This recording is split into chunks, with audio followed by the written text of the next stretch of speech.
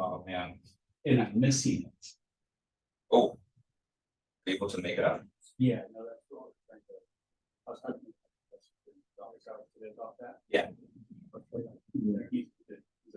Yeah, it's making progress out of town. So he's having someone else proctor it. He's out of town, but Oh wow. I'm guessing as I got to do something. yeah. But he's having someone else proctor. Okay, so we're trying to figure out which day to do it. So we'd like to do it Thursday. Okay. So Yeah, that's fine.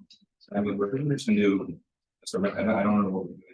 It's been a regular lecture, so you can just watch the recording. yeah, talk to you. Okay. Yeah, so what did he drill like your area? Yeah, I mean, No, he understands why I want to go to that too. It's like that. So that's important. yeah, it is very cool, especially at this time. So. And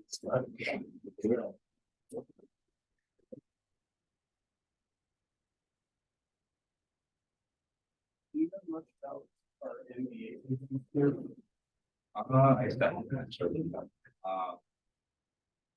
I know it's a good program. I know a lot of people.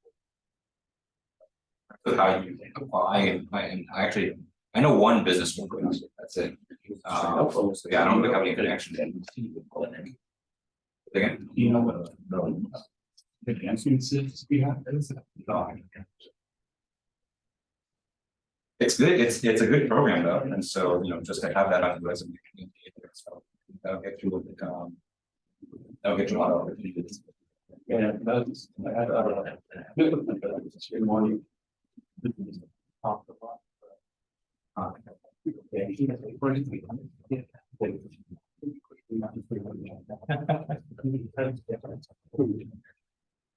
started looking at that.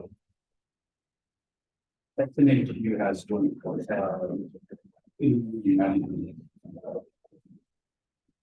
Oh, interesting. So it's a specific program for me. Yeah.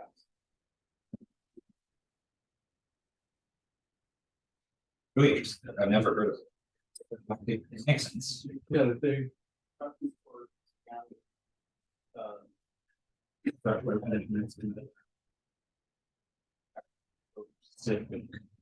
So.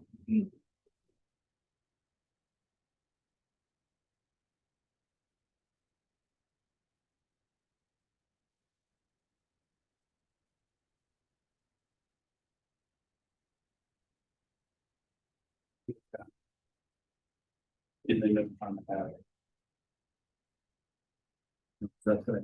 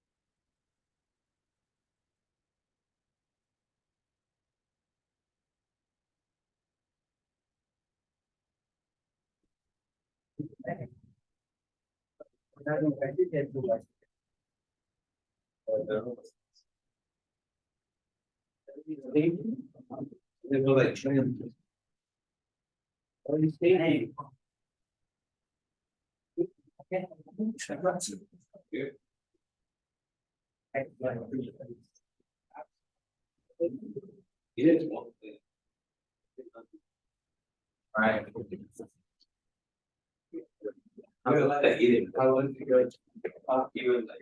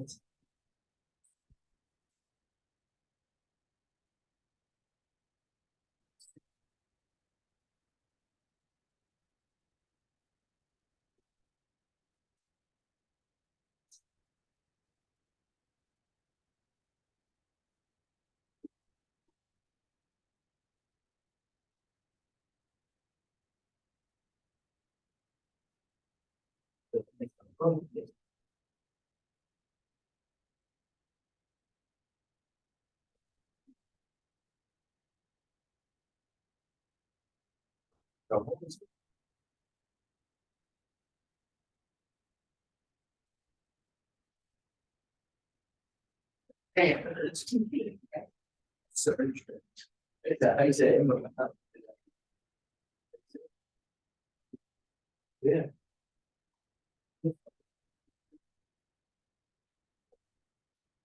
Bro, figure it out. That's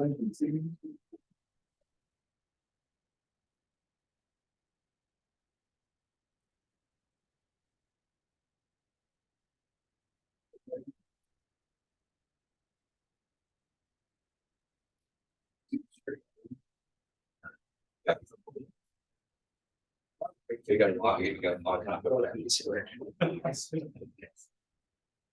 But I know it's because you guys have a lot of other things right now. Yeah, I think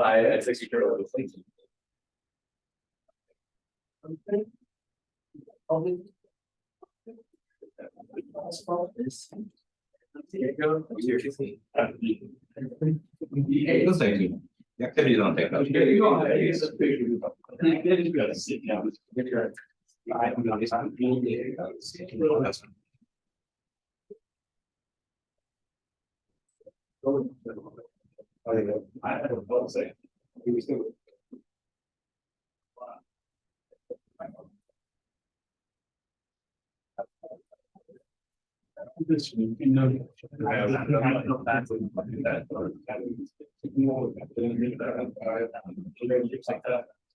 That's cheap. So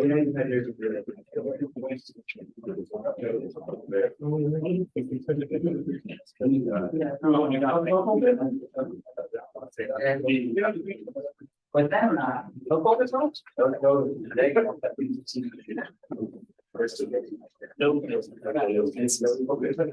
oh, there's one. I'm not even gonna touch it. I have so much. I give blue back with you. I'm studying for exam. I did my senior design for. Sir. Class. I look at classes. I so much you because I do. This.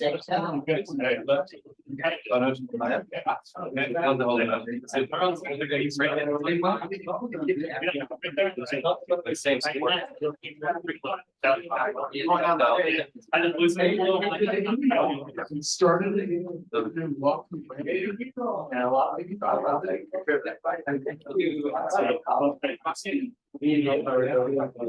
thought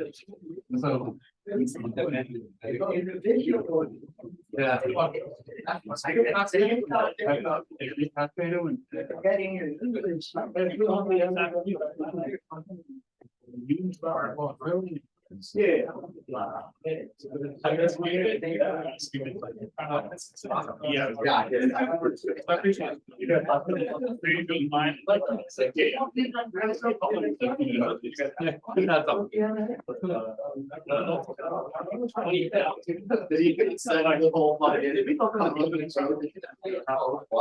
I'll bring it up.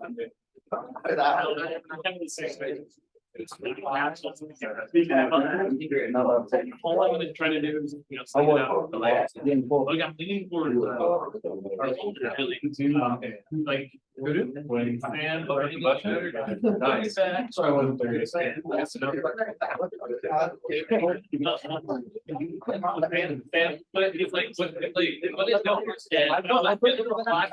know what we're not. I have to give her that.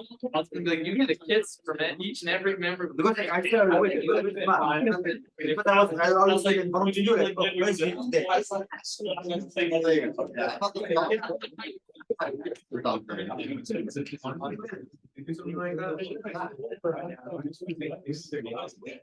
How far is your out from school? I can see 15, 20 minutes. I don't know. With the current price, with the current price, $75 is the last week in 11.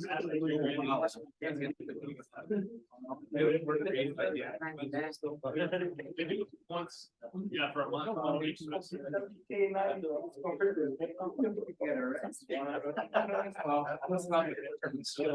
Yeah, not even. I was studying and yeah, like. All right,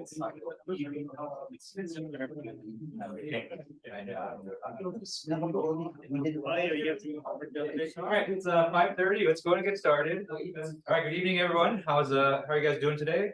Doing good. All right, and so today, we have a busy schedule, so we're going to talk about the midterm project today. So some of you may have noticed that I posted it, I think earlier this afternoon, sometime after I ate lunch. And so we'll talk about that. We'll talk about the requirements for that, kind of what I expect in terms of the grading and everything like that, and the due date and the timeline. So we'll discuss all about the midterm project. And then from there, we're going to move on to our next set of lecture notes on shell and beam elements. And so, kind of staying within this theme of meshing. And so we're going to talk about shells and beams, which are kind of, I consider to be kind of specialized elements. Okay, so we'll talk about shells and beams today. We'll see how far we can get. I think we'll probably get about maybe halfway. We'll finish up the lecture next Tuesday, and then we'll do an activity next Thursday that involves shell and beam elements. Okay. All right, so that's the plan for today. Any questions on anything before we get started? Okay, all right, so let's go ahead and talk about the midterm project. So let me go ahead and switch back to the let's go to the computer screens here. Okay. All right, and so if you go to our homepage for our Canvas site, and you go to the assignments tab, you scroll down, you can see the midterm project. Okay. And so you can see here that there are several files for you. Okay. So the main file that we're going to talk about today is this one. Which is the specifications or the instructions. But then you can see here that I've also provided a template, and so the template is for your report that you're going to write at the end of the project, as well as the rubric. And so this is how I'm going to grade you.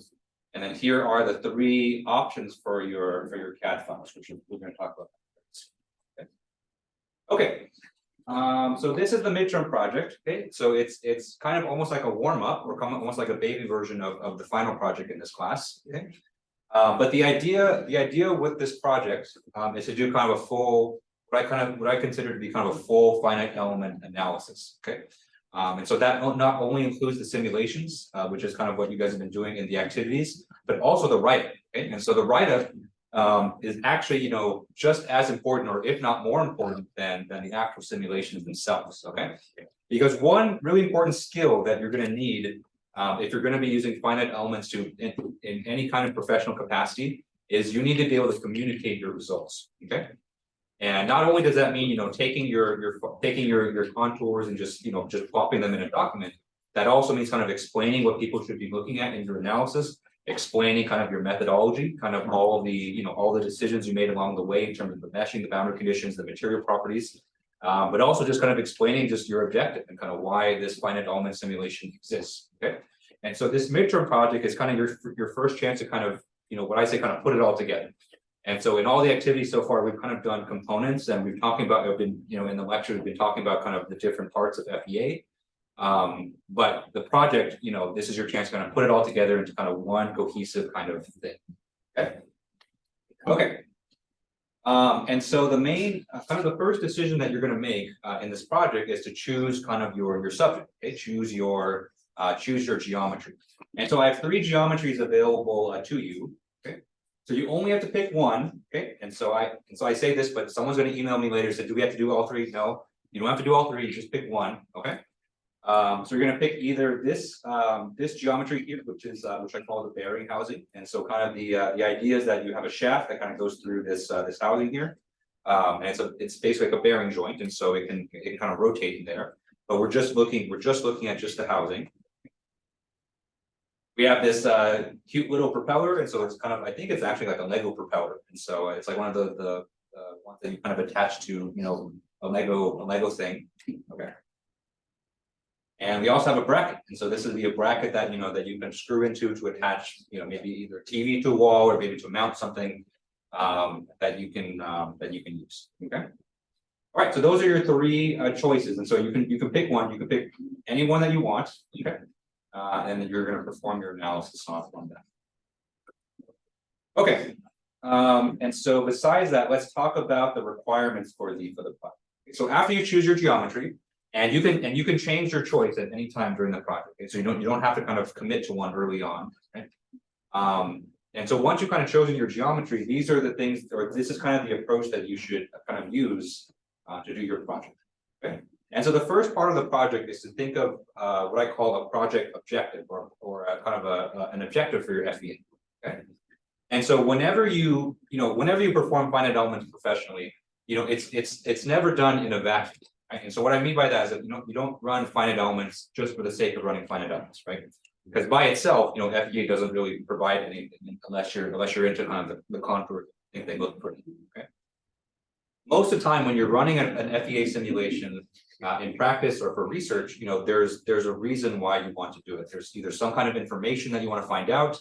Maybe you want to find out, what the stress is in this particular part. You want to find out what the deformation is. You want to test your design. Maybe you want to test your design to see if it's going to be feasible, if it's going to break. Okay, whatever it is, there's some kind of objective that you have in order to run your simulation.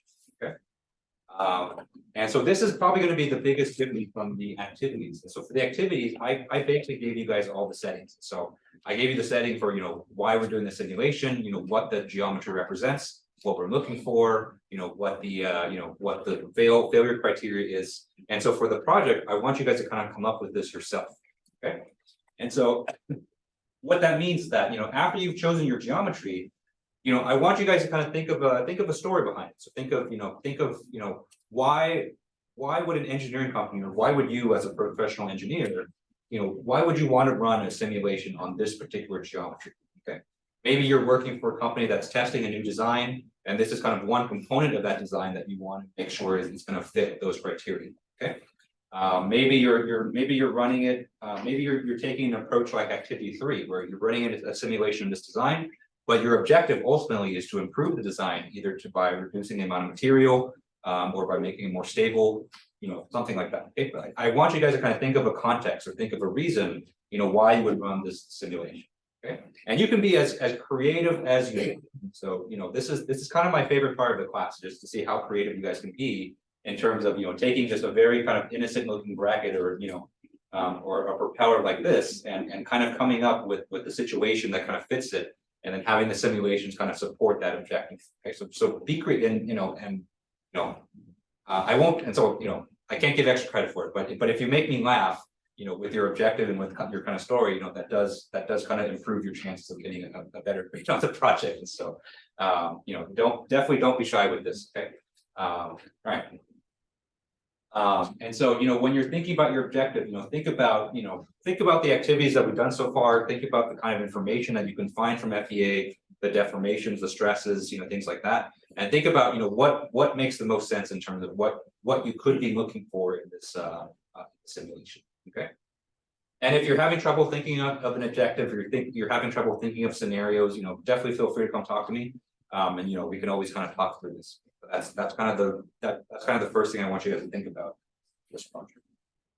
Think of it almost like a hypothesis, right? And so if you treat this project almost like an experiment that you're running, every time you run an experiment, you have to have a hypothesis in terms of what you expect is going to happen and what you want to get out of the experiment, what kind of data you want to get.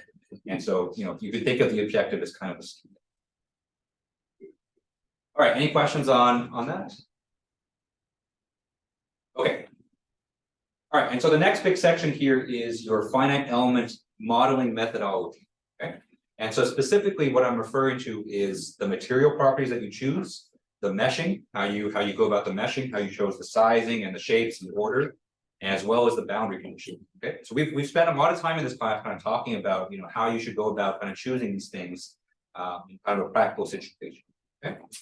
And whenever you run a finite element simulation, you almost never kind of choose these randomly, right? And so you always kind of choose these all these settings to not only make sure your simulation is as accurate as possible, but you're also kind of choosing boundary conditions and material properties that are consistent with the physical situation that you're trying to model. And so when you're going about doing this project and you're doing things like you're choosing the material or you're choosing the boundary condition, I want you guys to have kind of a mindset of how am I going to justify this in some way? Okay. Because what happens a lot, whenever you run any kind of simulation, is that people are going to challenge your results. People are going to challenge your methodology. They're going to say, why did you do that? Why wouldn't you do it this way? And so whenever you do any kind of simulation, you should always be kind of prepared to kind of justify why you did things a certain way. Because there's a saying out there, and so there's a saying that if you do experimental work, and so if you do kind of real life testing, you're collecting real data. Okay, everyone believes you. So no one really kind of questions what you're doing because you actually measured it in reality. If you're doing computational work, if you're doing kind of work in a computer, everyone wants to kind of challenge you because that's kind of the fun thing to do, is to kind of challenge these computational people. So you kind of have to be ready for those questions. And you have to kind of be ready to kind of write your report in a way to kind of justify all these decisions. Okay. And so some questions that you can think of answering is what kind of material are you using, and what are its material properties? Why are you choosing that material? Why does it make sense given your objective? Okay. What kinds of elements are you using, and what order are you using? Okay.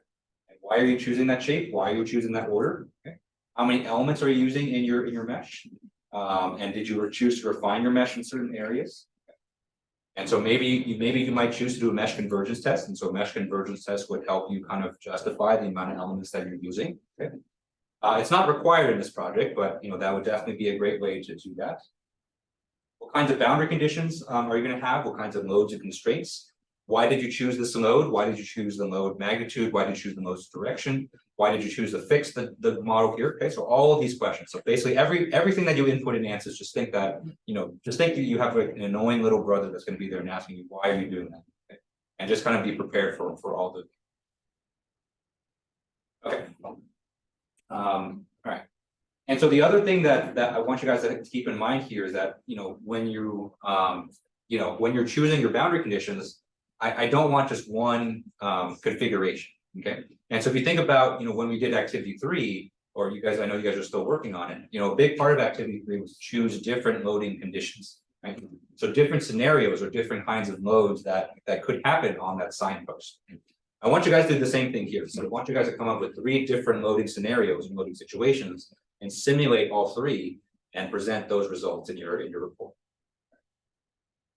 All right, but I recognize that it can be hard to come up with loading scenarios. And so, one of the scenarios that you choose could just be a change of material properties. So you can keep the same boundary conditions from scenario 1 to scenario 2, but maybe for scenario 2, you just change the material to something, I don't know, maybe from steel to aluminum or plastic or something like that.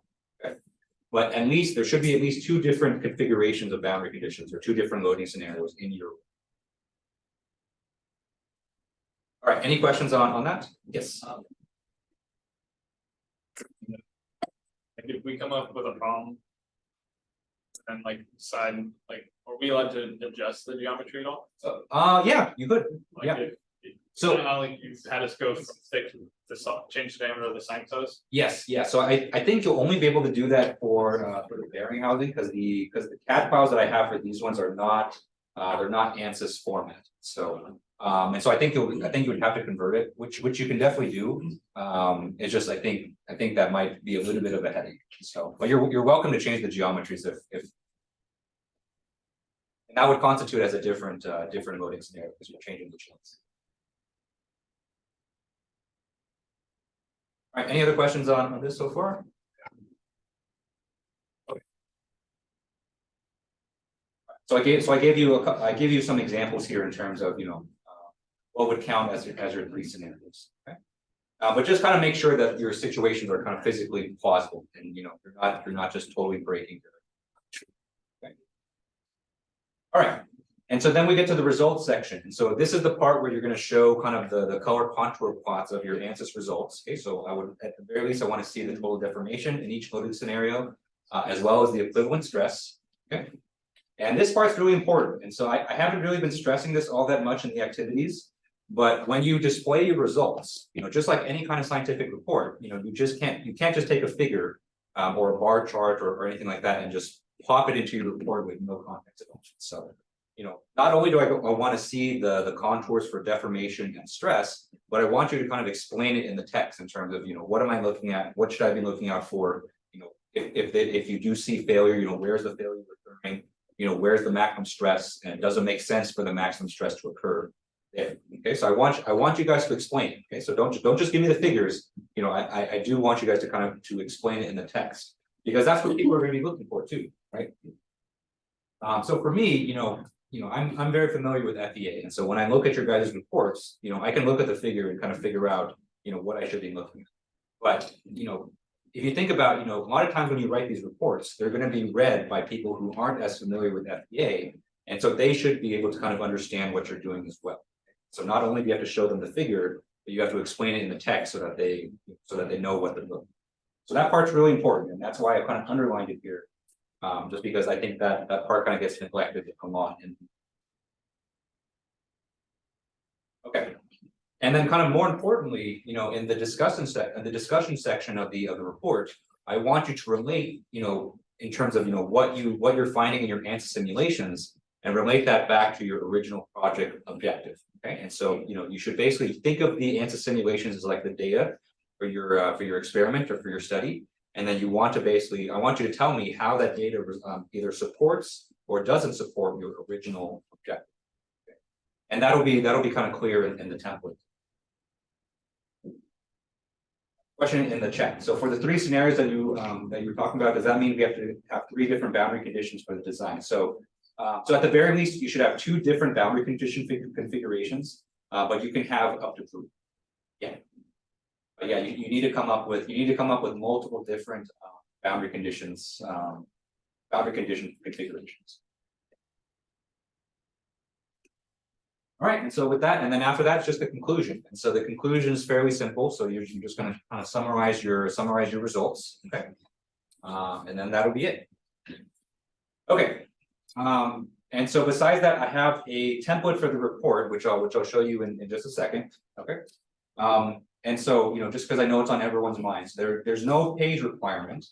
And so I don't have a page length and I don't have a page minimum, just because, because I think especially with these, I think, the way people display figures in the report is different. Okay. And so if I say there's a minimum of like 8 pages or something like that, then I think what people will do is take their figures and just make it really big so to fit the page length. So I don't want that. Okay. So there's no page length. And in fact, I don't even look at it. And so I'm grading you just kind of based on the content. But if you're looking at an average, in terms of what people have done in the past, usually it ends up being around 12 to 15 pages. And that includes all the figures. Okay. A question in the chat. Question. So first we need to think about and create our own boundary conditions. Then we think about different load scenarios like problem 6. Yes. Yeah, exactly. So that's exactly kind of how you should. Okay. And so the rubric is posted as well. And so we'll go over the rubric kind of very quickly now. Teams, and so there are no teams for this project, and so so this is a purely individual project, so everyone's going to do their own simulations and make their own reports. For the final project, I do entertain the possibility of teams. Just because the final project is more of a bigger thing, but for this one, it's purely individual, so there's going to be no teams at all. All right, any questions on the instructions or the specifications before we get the template and we look at the rubric? Okay. All right, so let's take a look at the template. All right, so this is a Word document, so you can just download it and kind of just modify it using MS Word, or I think what people usually do is they kind of just copy this into Google Sheets, okay, or Google Docs. Okay. And so what you should see here is that I've created different sections for each part of your report. So there's an introduction, there is a methodology section for the material properties, there's a methodology section for the meshing, for the boundary conditions, okay. And then we have all the different results. So we have your first configuration, your second configuration, your third one. We have the discussion section. Okay, and so in the discussion section, you're going to answer these questions. Okay. In terms of how the ANSYS simulation supports your original goal. And we have the conclusion. And so the reason I'm showing you this template is, I want you guys to use the template. Okay, you don't have to use this exact font. My wife is a graphic designer. She tells me the fonts I choose are ugly all the time. So I have to use this font, but at least please use the section headers, because as you can see, I'll show you the rubric here. And so the rubric is kind of sectioned off according to those section headers. Okay? And so if you write your report with the exact same section headers, it'll help me a lot in terms of grading. It'll put me in a better mood to make sure you get grade too, because I've read reports that are just not organized at all, and I can see that all the content's there, but if I have to go hunting for the content in your report, it doesn't put me in as good a mood. And you can see at the bottom here, there's a section for the report aesthetics, and so making sure your report is clean and organized is an important part of this project. All right, and then besides that, the other files that you can download here are the CAD files. So I'm giving you guys a little bit over a month to work on this. So remember, it's due on Wednesday, November 1st, right? So you guys have a little bit over a month. So it's a lot of time. And so just because I know you guys are really busy during this time, this is when midterms typically happen, and emergencies happen, things like that. So I want to make sure I give you guys enough time to work on the project. But with that said, don't put this off to the last minute, because even though we've been doing a lot of ANSYS in this class so far, kind of putting it all together and kind of making these decisions in terms of the boundary conditions and the meshing yourself, it takes a bit of time to work through. And so you want to make sure that you give yourself enough time for all these things, and ask me questions too, right? And so what always happens is that closer to the due date, I kind of get barraged with a lot of questions. And so, if you kind of start early and kind of ask your questions early, you're much more likely to kind of get, a good response, and I can kind of sit down with you and kind of look at problems. Versus if you kind of, wait until the end, I'll probably email you back, but it'll probably be really tough for me to kind of get around and kind of sit down with everyone. Okay, any final questions on the project before we kind of resume with the lecture today? Okay, all right, and so all that is there for you. So definitely, go ahead and get started. Now let's get back to our usual scheduled program. Okay, and so the topic for today is going to be shell and beam methods.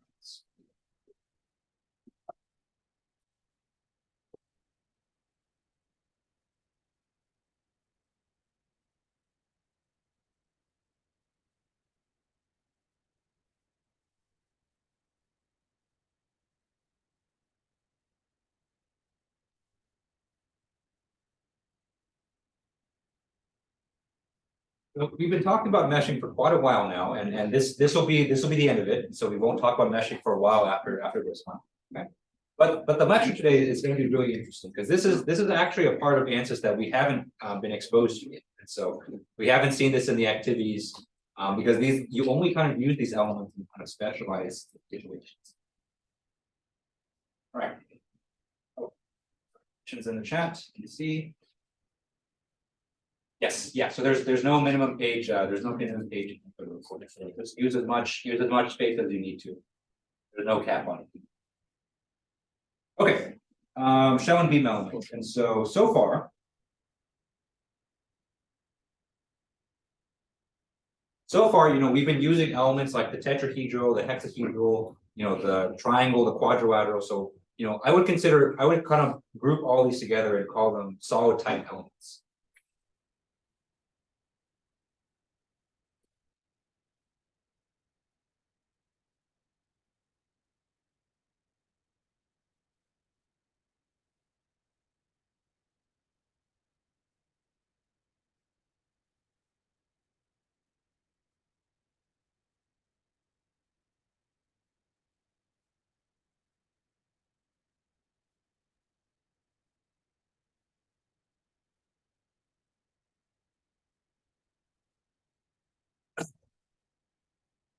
So what that means is that when I say solid type elements, these are elements that have the same dimensionality as kind of the space that we're looking into.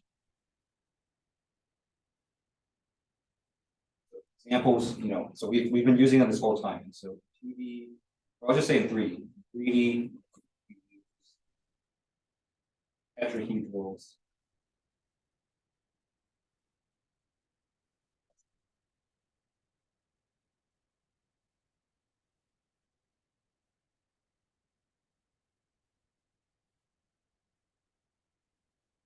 So we spent quite a bit of time last lecture talking about the differences between these two, okay? But they both share kind of a very kind of important property. Is that by themselves, if you look at a tetrahedral, you look at an hexahedral, these are three-dimensional objects, right? Or three-dimensional shapes.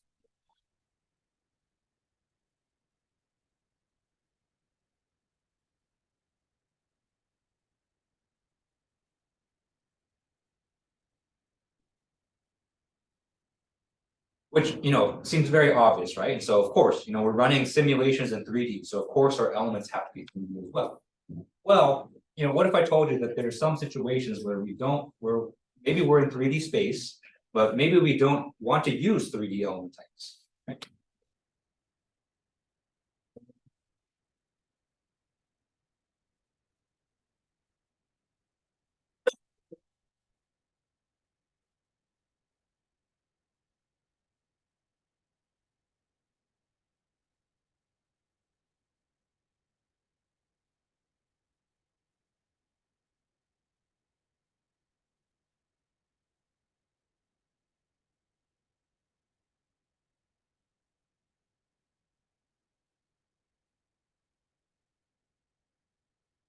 And so are there situations where, let's say that we have a three-dimensional situation, okay, so three-dimensional simulation, three-dimensional geometry, three-dimensional boundary conditions, all that good stuff, okay? And so if we're in 3D, are there situations where we want to use a 2D or even a 1D element, right? So we've never even talked about what a 1D element is. And so of course the answer is yes, and so I wouldn't bring this up if the answer was no, right? Imagine that, so I would say no, I said, okay, goodbye everyone, we're done today. But no, of course, the answer is yes.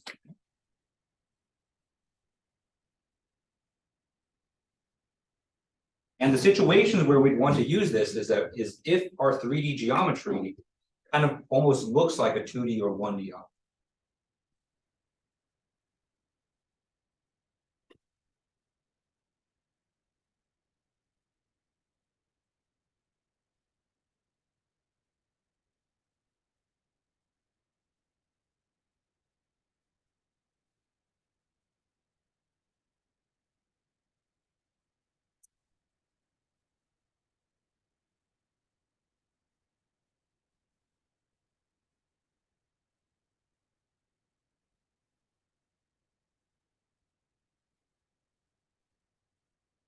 I put look there in quotation marks because of course they're not actually 2D or they're not actually 1D, they're fully three-dimensional objects. But they may have certain features that maybe almost treat it like a 2D surface. Okay? Let me give you an example.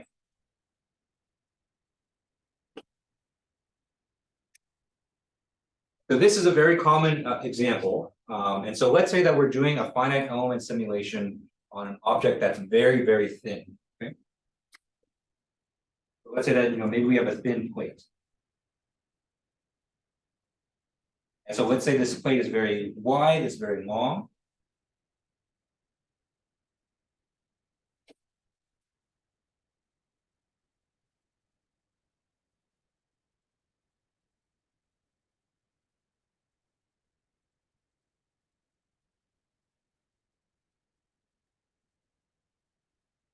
So it's a fully three-dimensional object, but one of the dimensions here is much, much smaller than the other. So the thickness of this plate is much smaller than its length and its width.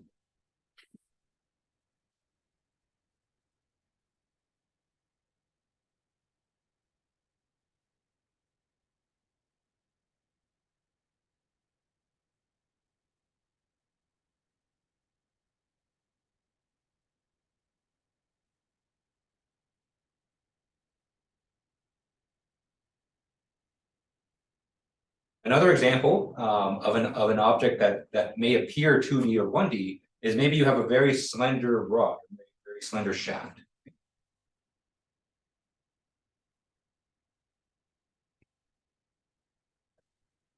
So maybe we have a rod with a very small cross-sectional area, but its length very, very long. And so in this case, we have kind of the opposite. So here we have one dimension or one kind of geometric dimension that's much larger than the others.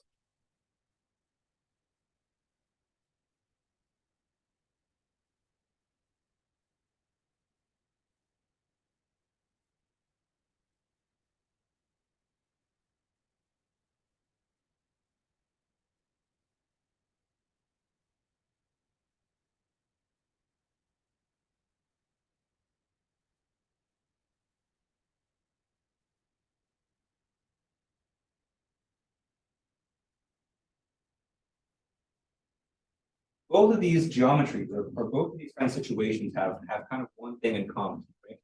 And so the thing in common is that you have kind of an imbalance almost, and so you have an imbalance in terms of the relative magnitudes of the geometric dimensions.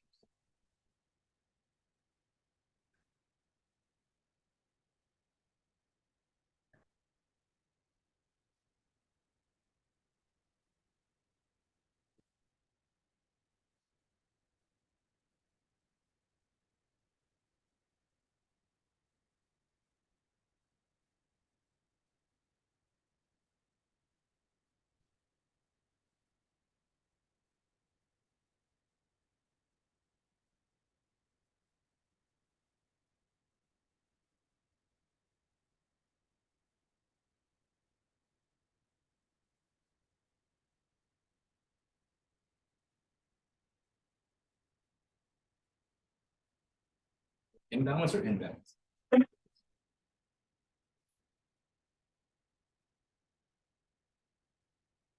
so, of course, most objects there's going to be some kind of imbalance, right? Whatever, they're not balanced. If you look at activity two, right? So activity two, we had the crank, right? And so that bike crank was longer than it was wide or thick, right? And so of course there's always going to be some degree of imbalance, okay? Unless you're simulating a perfect cube, okay? And so in that case, all three dimensions are exactly equal, right? And so there's always going to be some degree of this, but then when it's extreme, then that usually tells you that maybe there's a better way to model this, or maybe there's a better way to mesh this.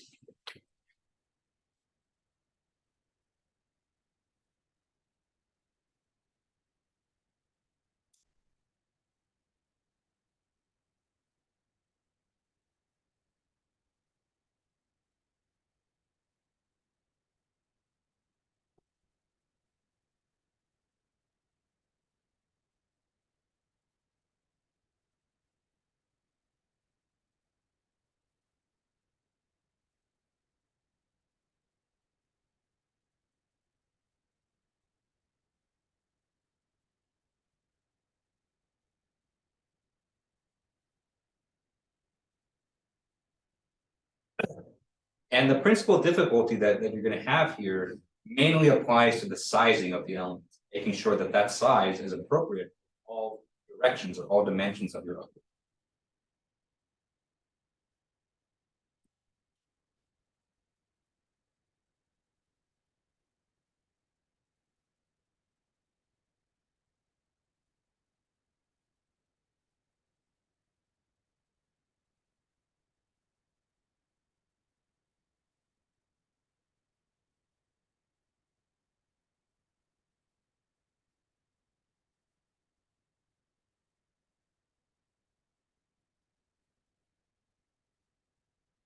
And so maybe you have a situation where you can choose a size that's appropriate for maybe two of the dimensions.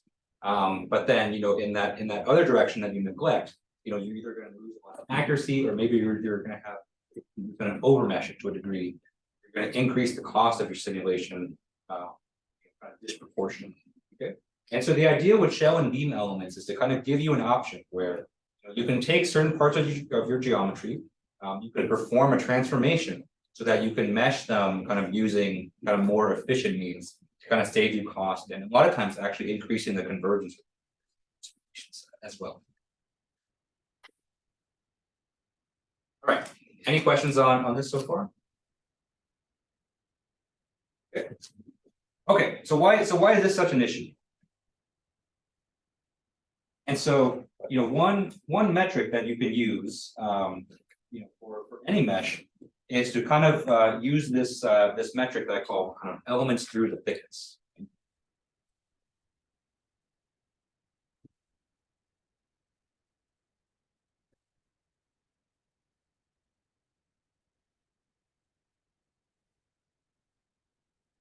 It doesn't have an official name because it's kind of a heuristic that and so I didn't just make it up. And so my collaborators all use this too. We all just call it the same thing. We just call it elements through the thickness.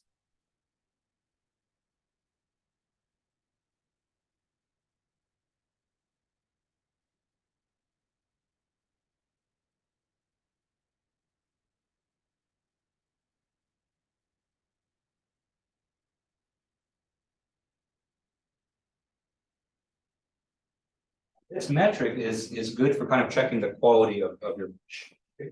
So let me show you why. And so let's say that we've meshed a geometry.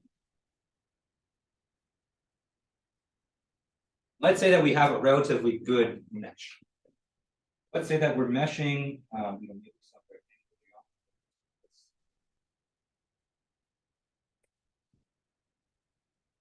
So it's decently thin, right? And so we'll assume that this geometry kind of continues into the background.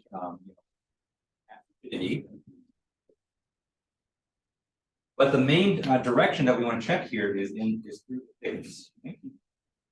And so we're going to check. And so you literally kind of look at the mesh and you count how many elements do you cross over as you cross through the thickness. Okay?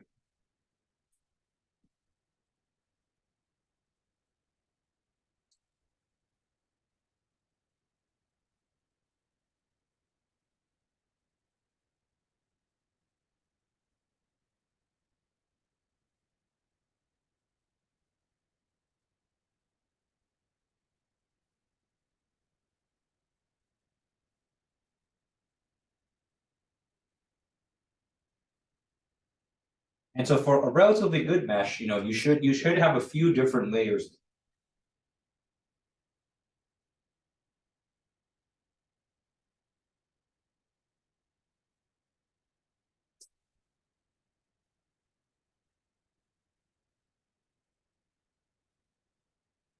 Let's say that our mesh looks something like this.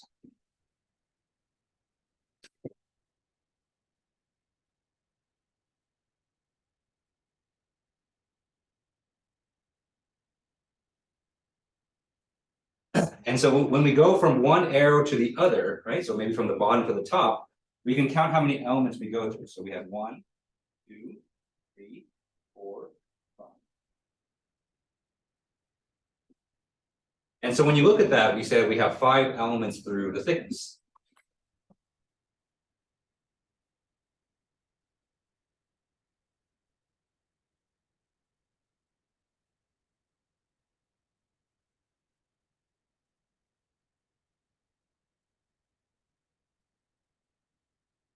So that's pretty good, right? So if you can get 5 elements to a thickness, I would say you're pretty good.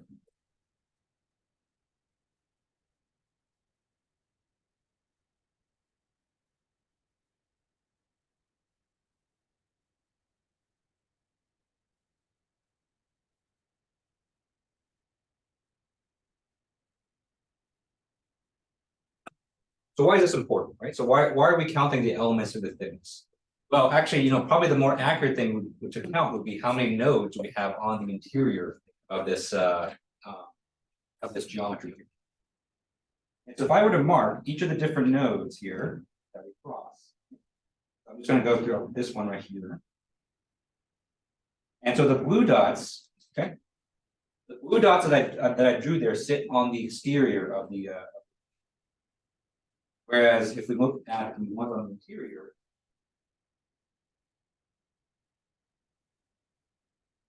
we have 1, 2, 3, 4 nodes on the interior.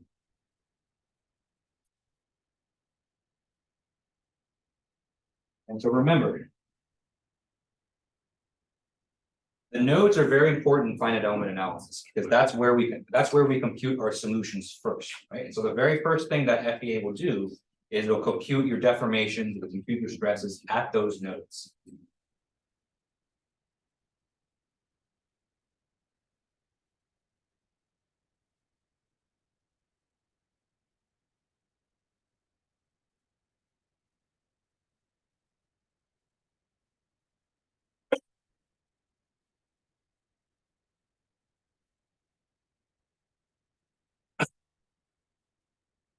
Blue dots are significant because those blue dots are kind of on the exterior of your model, okay? And so just by being on the exterior, then their solution is strongly influenced by the boundary conditions that we apply.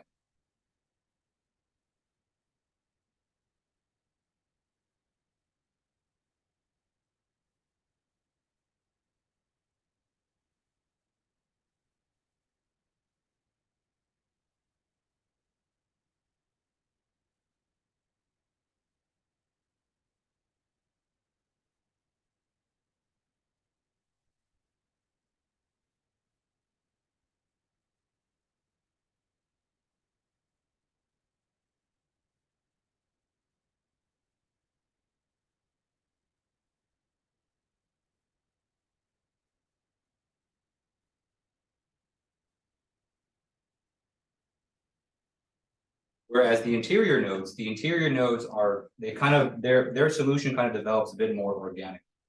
Of course, they're influenced by the boundary conditions, but then they're also kind of influenced by the governing equations a lot more as well.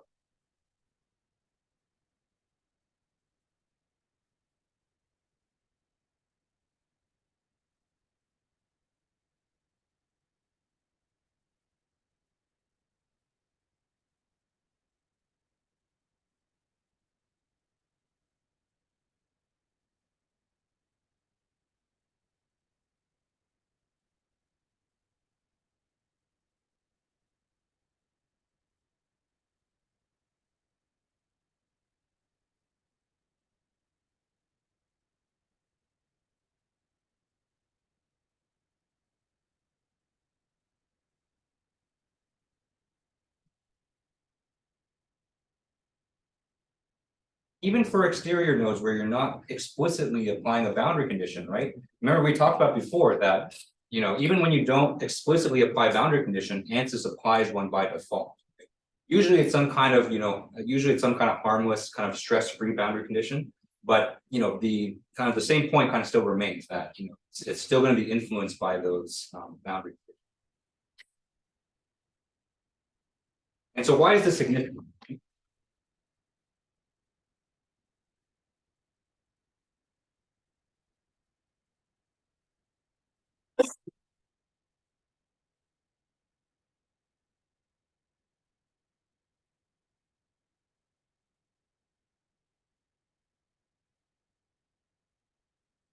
So this is important to know when you're computing stresses in a simulation. Okay. So of course, I'm just talking about this from kind of a structural FEA perspective, but we can kind of draw the parallels to other types of FEA as well, like thermal and fluid systems.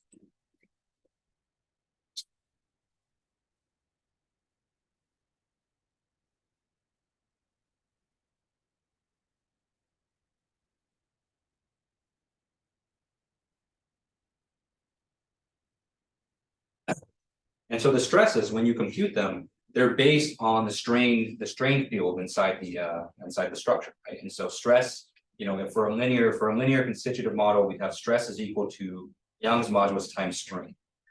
And so how do we compute strain? The way we compute strain is we take the derivative of the deformation, we take derivatives of displacement.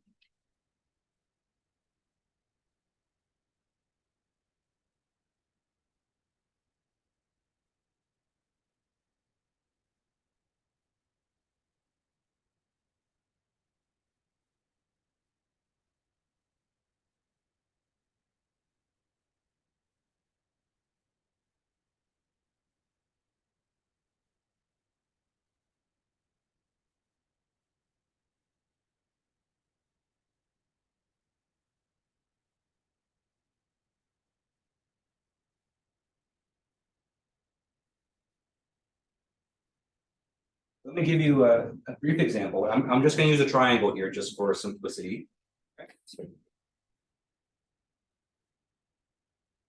So let's say we have node 1, 2, and 3 here.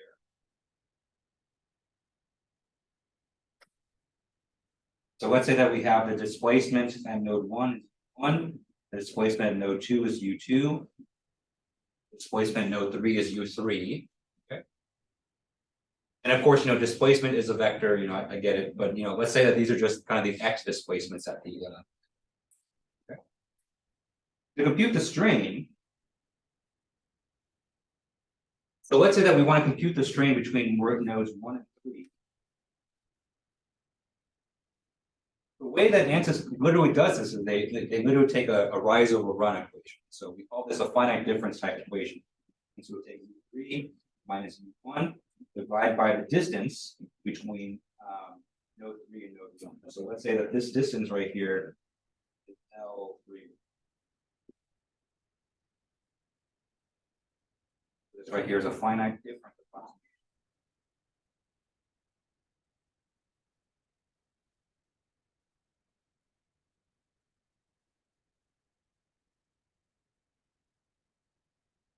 Finite difference approximation of T.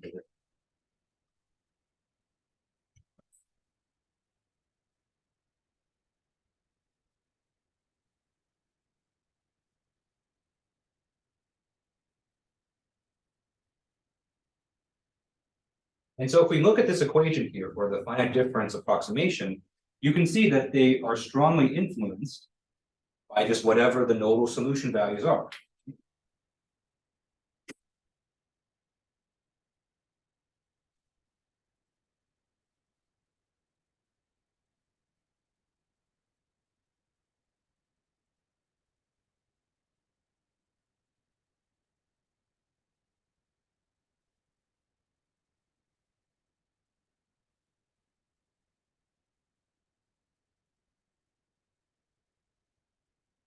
And of course, it depends on the distance between the nodes as well. And so if you kind of think back to, just this is kind of an aside, but when we talk about skewness in your mesh, right? And so when you have a skewed mesh, that the denominator of that expression is more likely to be some kind of crazy number because you're skewed. Right? And so a skewed mesh can also throw off this calculation. So that's kind of a conversation for another day. What I want to focus on mostly here is that whatever you have for your nodal solutions is going to strongly affect your derivatives and hence kind of strongly affect your stress. If we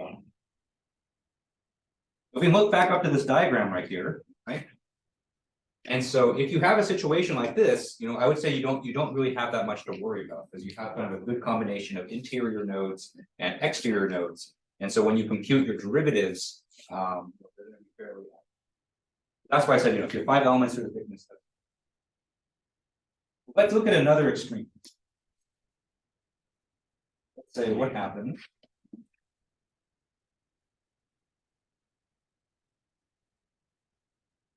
Happens when we only have one element in.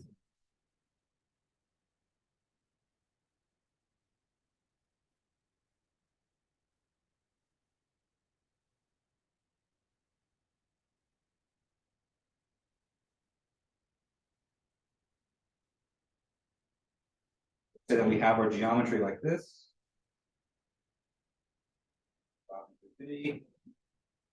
But we're only able to get one element through the thickness. mesh looks something like.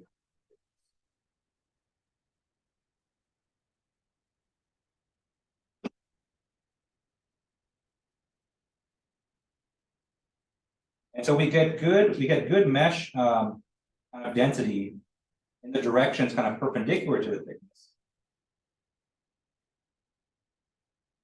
But through that thickness itself, we only have two nodes, right? So, and both of these nodes, if you look at these, both of these nodes are exterior nodes. So as we travel through the thickness of this geometry, we have no interior nodes.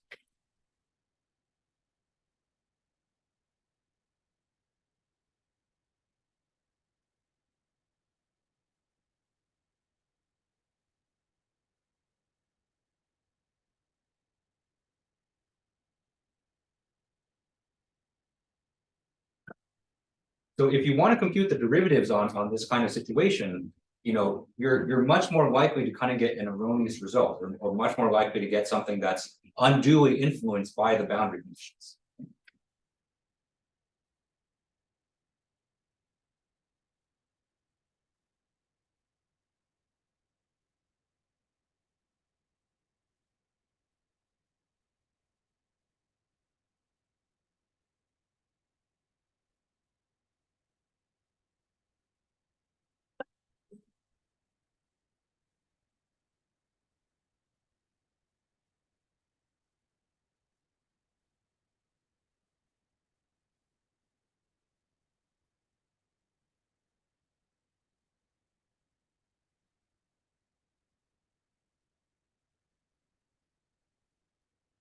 So whatever boundary condition you apply there is going to have a significant impact on that solution.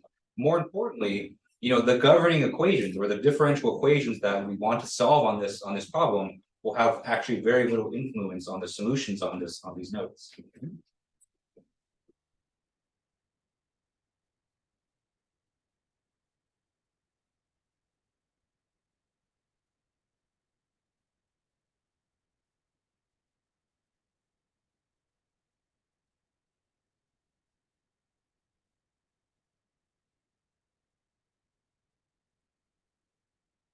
So all this kind of leads to kind of the result that you see in terms of when you compute stresses.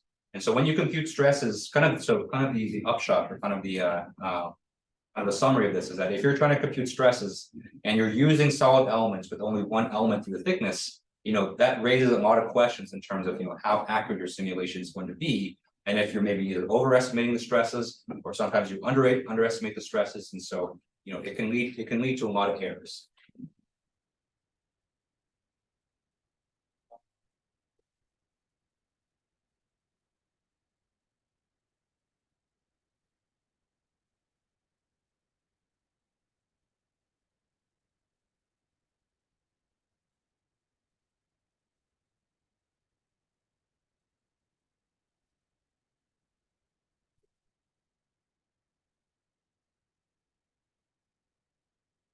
We haven't really had much of an issue with this before. So even in I would say even in activity 3, I think a lot of you probably may have meshed the sign to have one element in your thickness.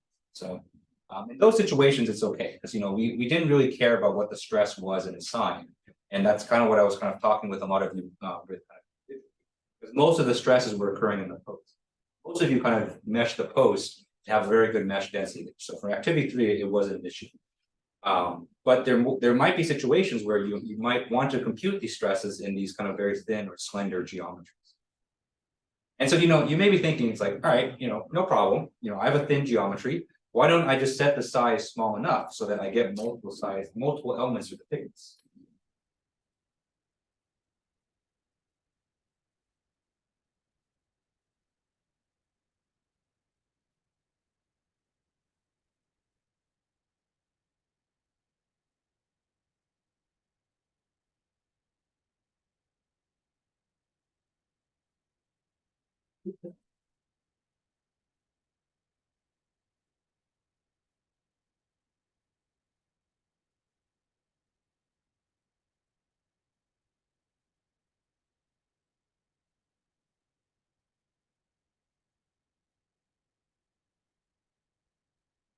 That seems like a very kind of, natural result or natural thing that you would do, right? And so if you're saying that, essentially what we're saying here is that you don't have enough mesh density, right? And so when you don't have enough mesh density, you just make the element smaller, right? So that's easy. Well, technically, yes, technically you can do this. It's just a lot of times it may not be practical to do so, because when you set the element size, right? You don't really set the element size in just one direction. You only specify the size of the entire element.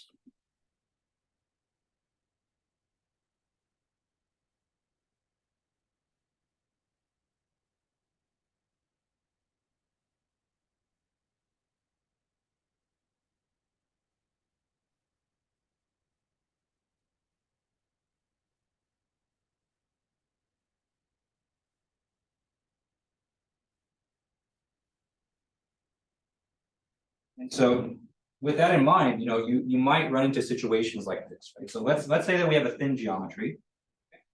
Let me kind of draw it large here, exaggerate the effect.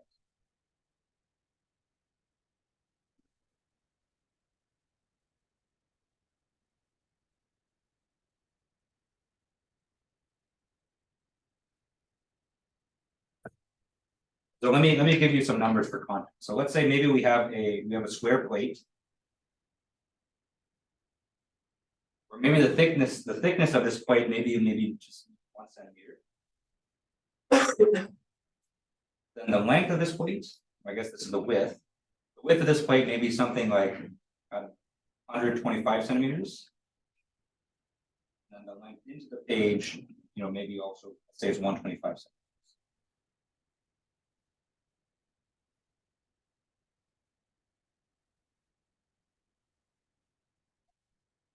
So we know that we want to get multiple elements through this thickness, right? So we know the thickness is 1 centimeter. And so let's say that, let's try to get 5 elements through the thickness, right?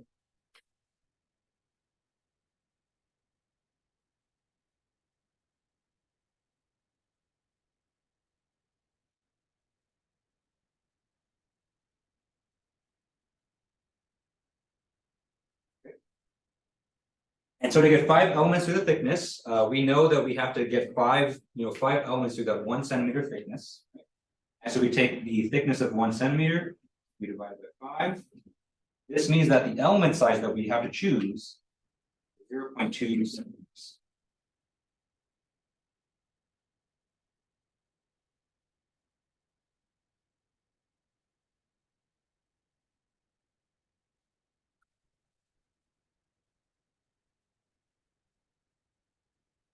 So with that, that'll work. So if you I'm just going to draw kind of one layer here.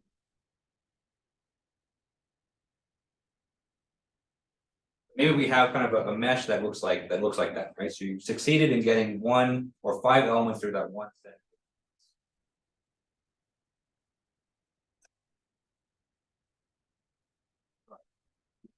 But maybe you're seeing the issue already, right? But if we assume that all of our elements are kind of perfectly cuboidal, right? And so they're all hexahedrons, that means that they're also 0.2 centimeters in both the other directions, right? And so in order to fill the space, right? And so in order to fill the 125 centimeters width and 125 centimeters depth, okay? If we have a mesh size of 0.2 centimeters, edge length or the length of our geometry here is 125, right? And so we're gonna basically get, and so we count the number of elements that we need, okay? And this is a lower limit on the number of elements, okay? And so it's gonna be 125 divided by 0.2. So that is 625 elements.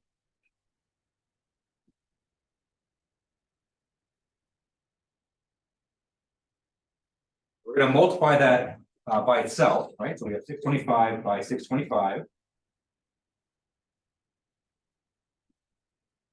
We have both a width and a depth of 125 centimeters, okay? And then we're going to multiply this by 5. We have five layers through that thickness, okay? And then very, very quickly, you can see the number of elements that we require is kind of growing. So this is all off the cuff. So I'm actually going to pull out my calculator actually. 5 times 5. So that is 1,953,000 125.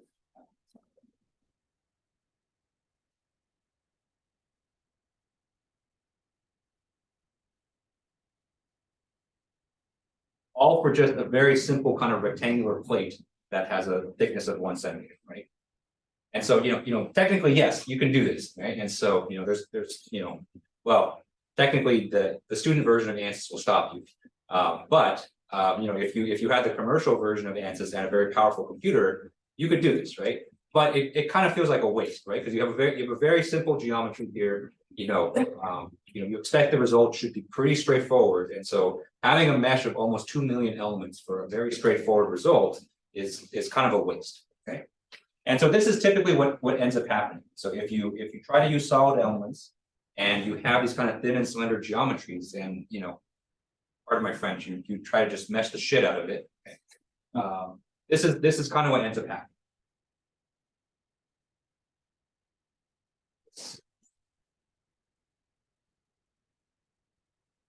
Okay, so question in the chat is, can I explain why it's 625 by 625? Yeah, and so the 625, I get that from the fact that we know that our elements are 0.2 centimeters in size, right? And so to cover the length from let's say the left end right here and the right end, we need 625 elements in that direction, right? But that's not the only direction that we're considering. We also have the depth going into the. And so to cover that length in the going into the page, we need 625 elements in that direction as well, right? And so the total number of elements that we need is 625 for the width, 625 for the depth, multiplied by 5 layers of in the thickness as well. And so that's why we have kind of 625 times 625 times.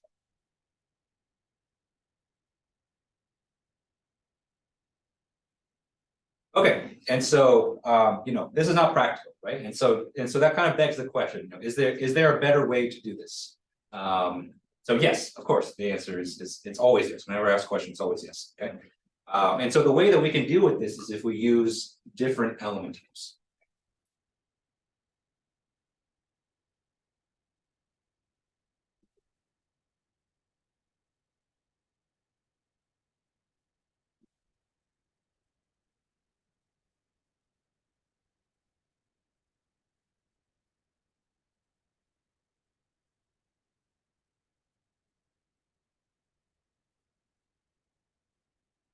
And the element types that we're going to use are shell and beam elements. Shell elements are very good for thin geometries, and so like thin plates, and then beam elements are good for slender geometries like beam or like a slender rod.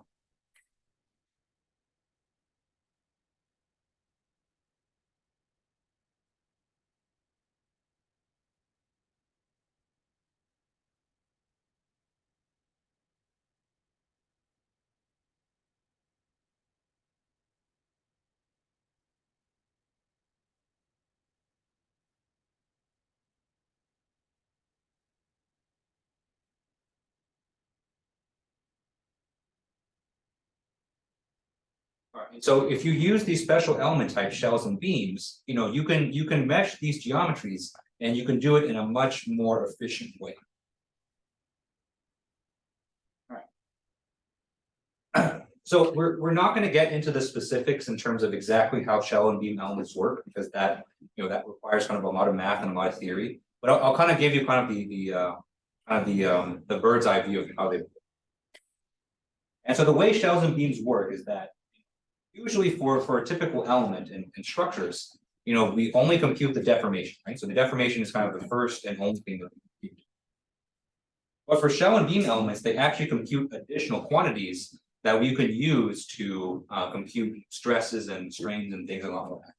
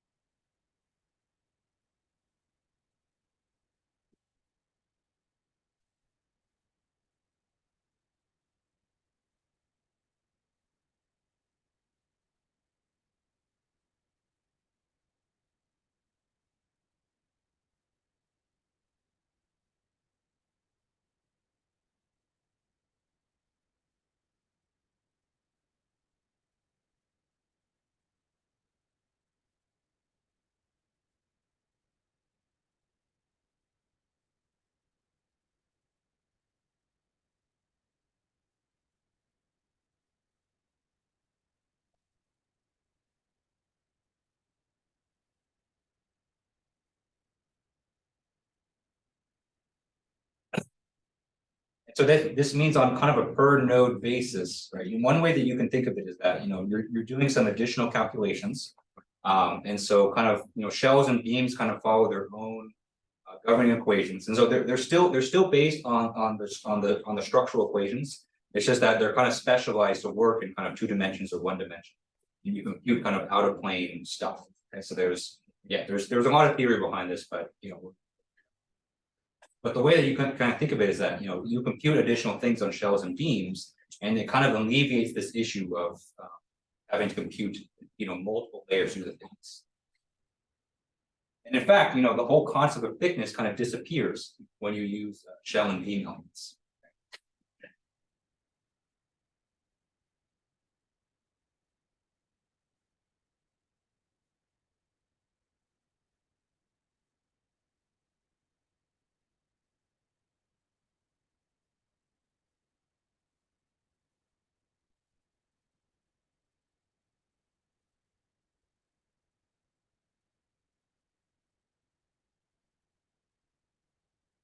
And so visually, what you're going to see is that it actually looks like a 2-dimensional object, right? It looks like a piece of paper in your simulation for the shells. And then for the beams, it's just going to be a simple line, right? And so just any concept of thickness, we actually just kind of eliminate it. And so we just don't have to worry about having a certain number of elements.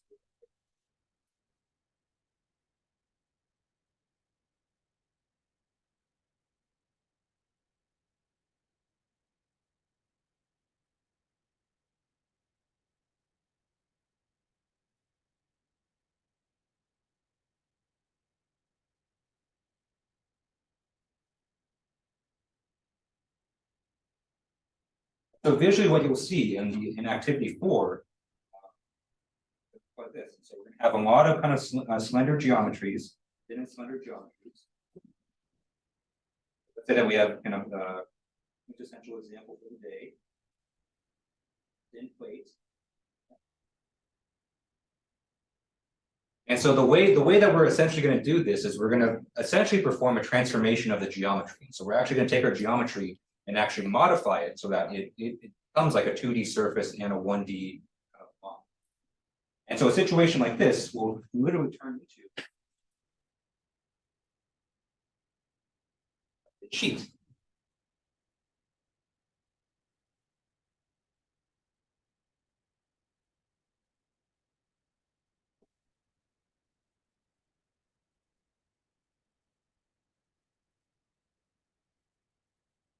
And so when you go to mesh this, it's going to look like you're using 2D elements.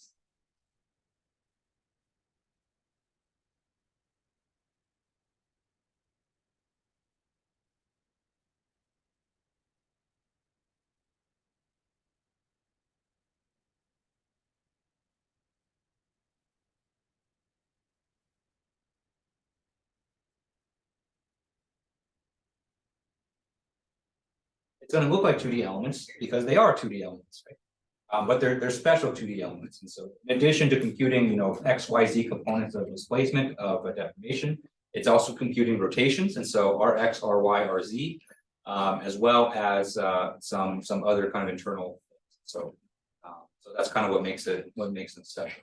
Okay. But by nature of being 2D elements, they, instead of using tetrahedrons and hexahedrons, you're using kind of triangles and quadrilaterals again. So that's the reason kind of why we reviewed the 2D elements, a couple weeks ago, because we're going to see them here in the shells and beams. And then same thing for the beams. And so what you're going to see.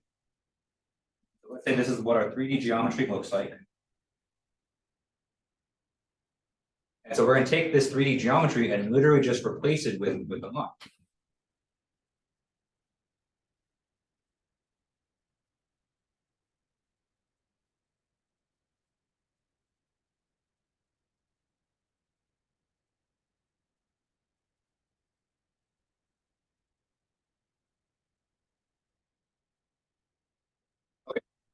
And then when we mesh this, we're going to mesh this. We're going to turn on lines. So if you think about meshing in terms of you take your geometry and you break it up into simpler shapes. Okay, what's simpler than a line? A smaller line, right? And so we're going to take this big line and just turn it into a bunch of smaller lines.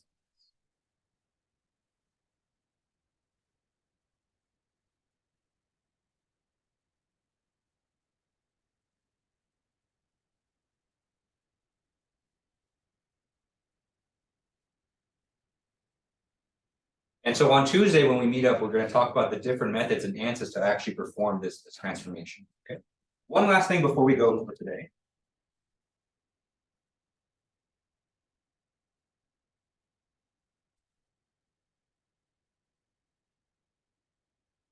So the last thing I want to mention today is, when do you want to use shell and beam elements? Okay. And so we've kind of talked about kind of the extreme cases of having a thin geometry, having a slender geometry. We kind of talked about them kind of more qualitatively, right? But when you do finite elements, you want to have kind of a threshold, or you want to kind of have criteria on which when should you use shells and beams. Because you can look at a geometry and be like, yeah, this geometry looks kind of thin, but I'm not sure if it's thin enough to use shells and beams. Another way to say this, when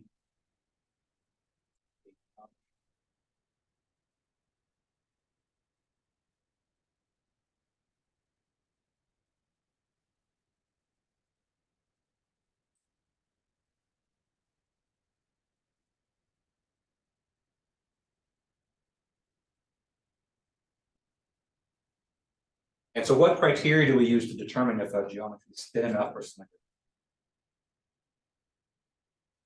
So unfortunately, there's no hard rules on this, and so there's no handbook of what people consider thin or slender enough. Eventually, once you kind of do it enough, you kind of get an intuition for it. But just kind of off the cuff, there's no number that I can give. I can give you kind of the rule of thumb that I use. Okay? So typically for me, if I see that a geometry has different orders of magnitude in terms of its geometric dimensions, and so in other words, you have a length that may be at least 10 times higher than the thickness, you have kind of a radius of a rod be at least 10 times smaller than its length. That's when I start to consider using shells and beams.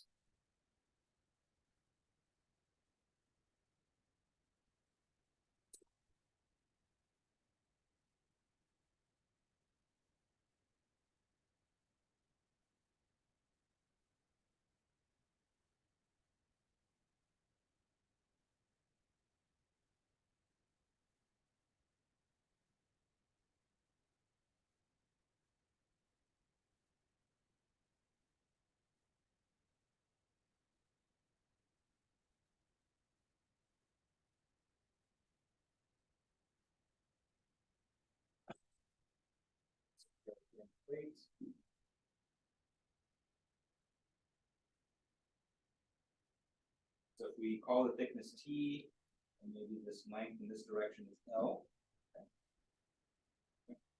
I would consider using shells if T was less than 0.1 times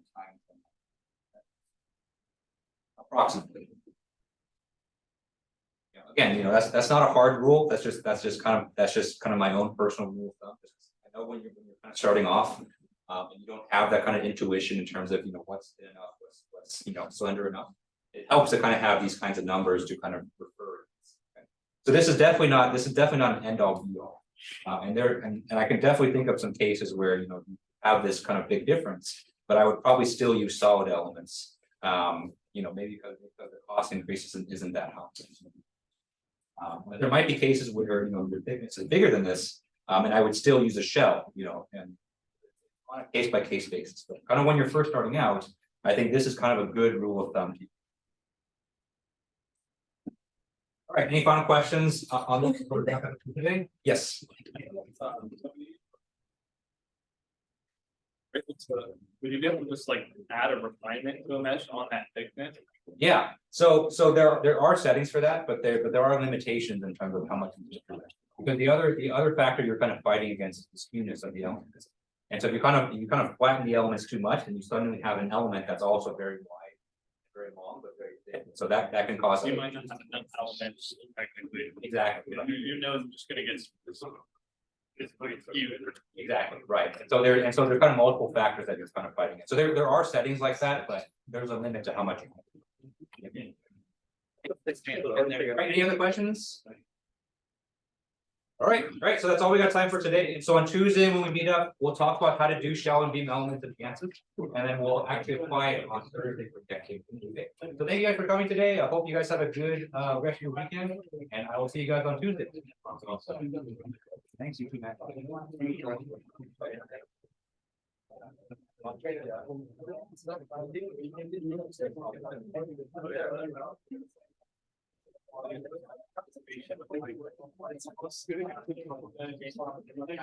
I usually believe it's beyond because you're that's kind of what you're fighting. So let's say that you try to fight over it's gonna get defined by that much impact. But it's a case by case basis. Sometimes you don't like that, but sometimes you do. So once you kind of do more, you kind